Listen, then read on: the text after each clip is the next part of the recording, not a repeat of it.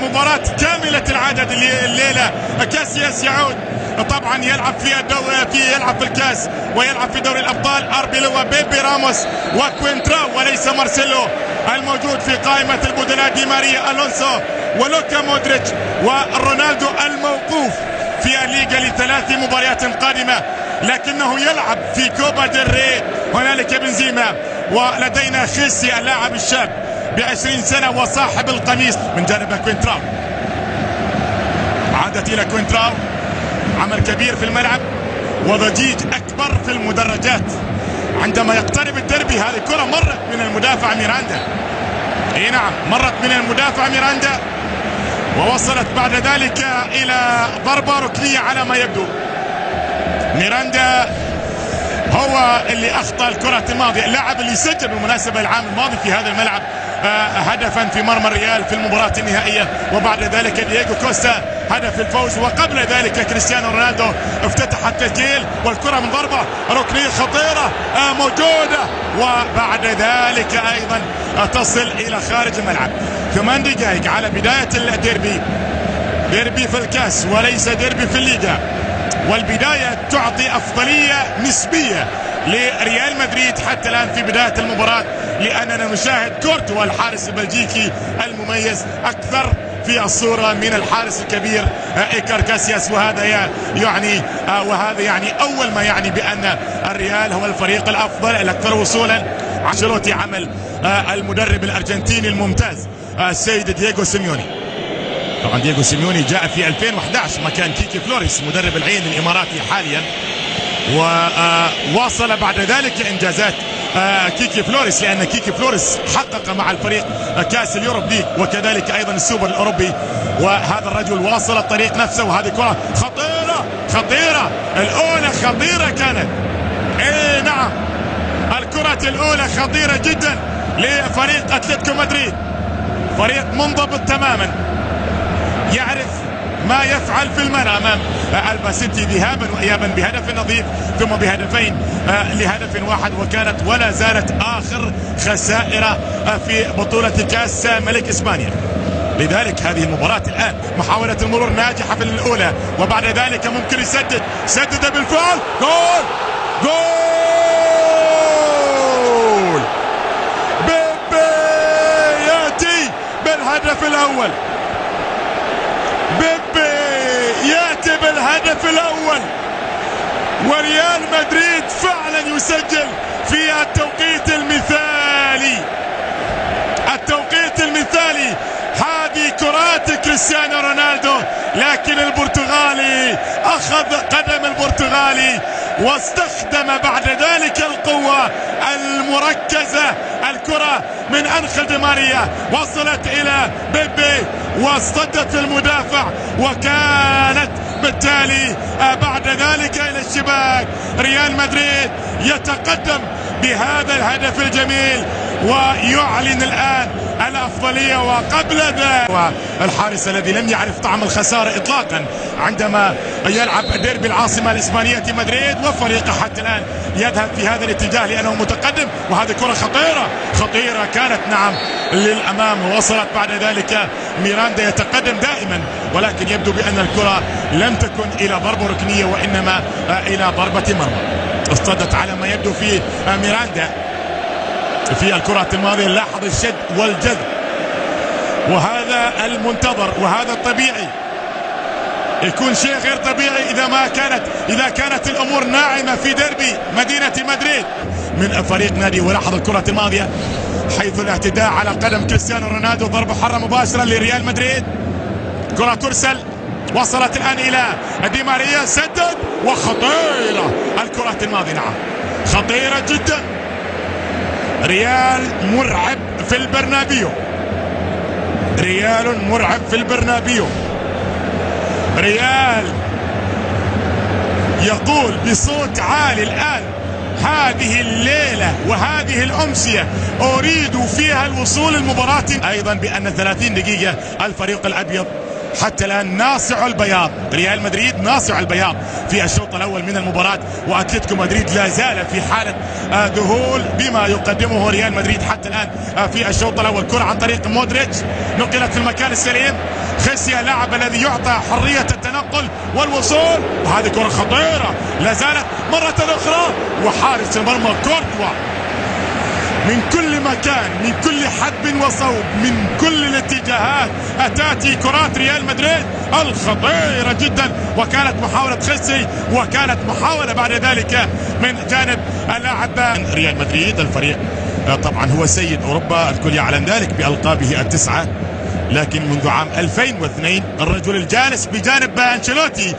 طبعا زيدان كان الرجل الذي أهدى الريال آخر بطولة على حساب باير ليفركوزن، وقبل ذلك كل أسطورة الريال عبر كل التاريخ راؤول غونزاليس الموجود الآن في العاصمة القطرية الدوحة مع السد القطري كان قد سجل أولا، وكانت ولا زالت الفرحة الأخيرة. وكان المدرب هو السيد البوسكي مدرب أسبانيا الحالي. هذه ضربة حرة مباشرة، الريال يسدد، وكريستيانو رونالدو في يوم ميلاده التاسع ربما تقترب كثيرا من ريال مدريد، لكن لدينا كرة الآن، مرور جميل لأنخيل دي ماريا، أرسل كرة الأمام، وصلت إلى خيسي، مرور جميل، كرة خطيرة تبدو كذلك ولا زالت كذلك، والكرة إلى ضربة ركنية، إلى ضربة ركنية.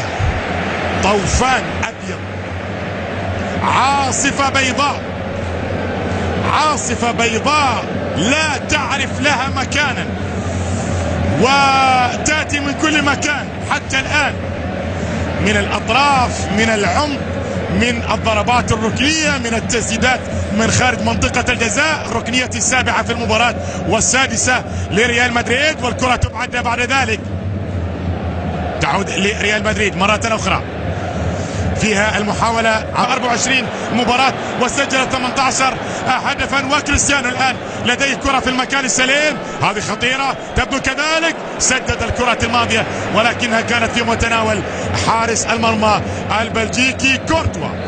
نشاهد كورتوا في المرمى أكثر من تلك اللحظات وتلك الصور التي نشاهد فيها كاسياس في المرمى، لأن الصورة تقول والأرقام تقول والسيطرة الميدانية تقول والهدف الوحيد المسجل حتى الآن والفرص المتاحة تقول بأن الريال الفريق الأخطر والأكثر وصولا كذلك على مرمى فريق أتلتيكو مدريد. هذه كرة تبدو خطيرة لأتلتيكو مدريد، ولكن لدينا حالة تسلل على ما يبدو في الكرة الماضية. هذا البرازيلي وزاغالو يقول كرة القدم كالقمر الذي يتقاسمه كل سكان الأرض، والبرازيليون هم إشراقة هذا القمر.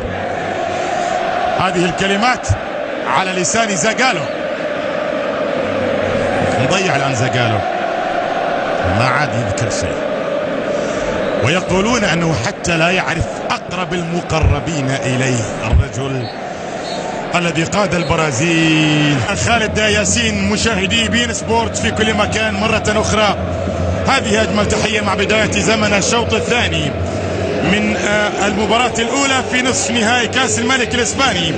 والشوط الثاني من المباراة يبدأ بتبديل هذا لاعب الأوروغواي كريستيان رودريغيز، اللاعب القادم من بورتو في 2012، هو اللاعب الذي يبدو أنه البديل الأول للمدرب الأرجنتيني السيد دييغو سيميوني من أجل ربما وضعية أفضل لفريق أتلتيكو مدريد في الشوط الثاني بعد أفضلية الريال الواضحة ميدانيا وعلى مستوى النتيجة.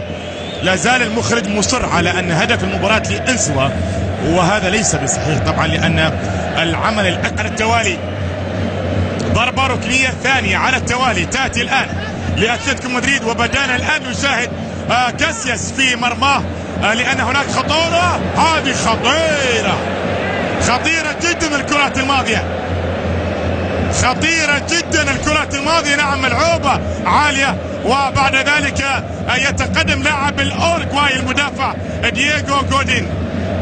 دييغو غودين كاد أن يأتي بهدف التعادل في بداية شوط المباراة الثاني، والهدف لأتلتيكو مدريد في مباراة الليلة زارها 15 مرة بالتمام والكمال، وبعد ذلك شباك ختافي كانت ولا زالت الشباك المفضلة ثانيا بعد اشبيلية. هذه كرة من مودريتش جميلة، وصلت إلى كريستيانو رونالدو في عيد ميلاده يسدد، وعنده حارس مرمى كورتوا.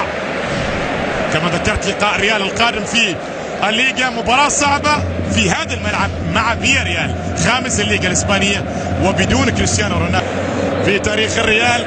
واعتقد ان استمراره في ريال مدريد سيجعله الهداف الافضل. خطيره، جول جول! الشاب الصغير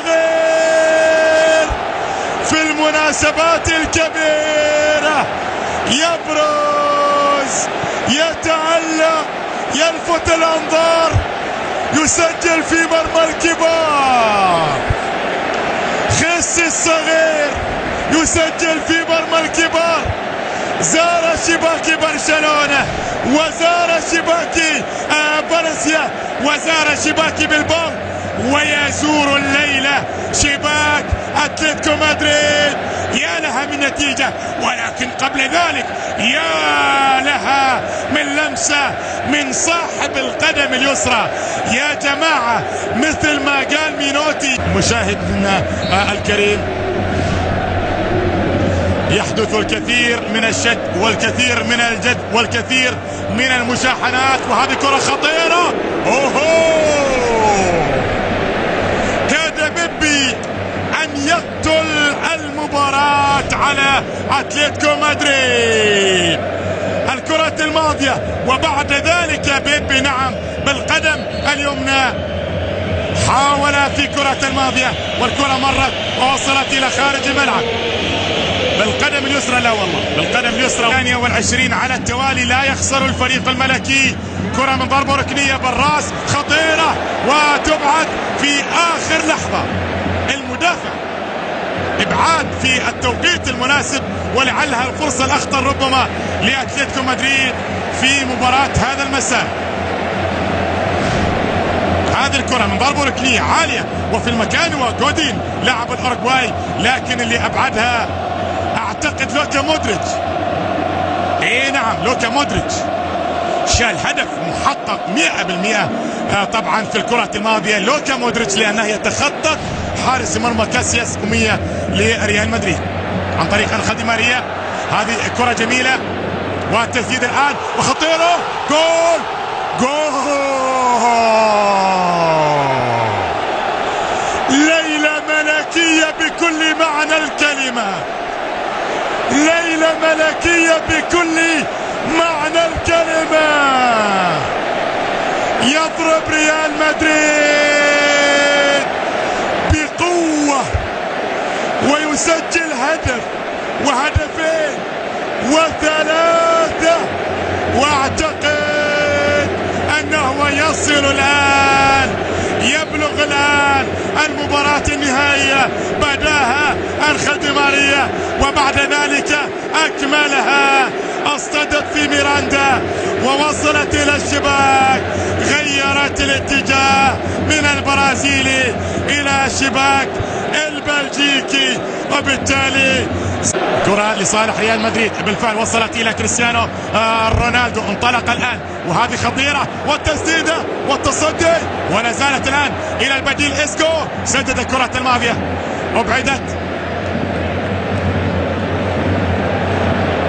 وصلت الان لاتلتيكو مدريد. لحظات اخيرة من عمر المباراة. سيرخيو راموس مباراة ممتازة ايضا، ولاحظ الكرة الماضية لكريستيانو رونالدو، عنده رغبة كبيرة في التسجيل في هذه الامسية. كريستيانو في مباراة رقم 230 بقميص فريق ريال مدريد. انا ما ادري اذا راح يغيب عن المباراة القادمة، مباراة فيسنتي كالديرون، لكن اعتقد ان سيغيب. في اعتقادي السيد دييغو سيميوني يفكر الان في مباراة الميريا، الفريق اللي يحتل المركز ال17، وستكون المباراة في ملعب الميريا.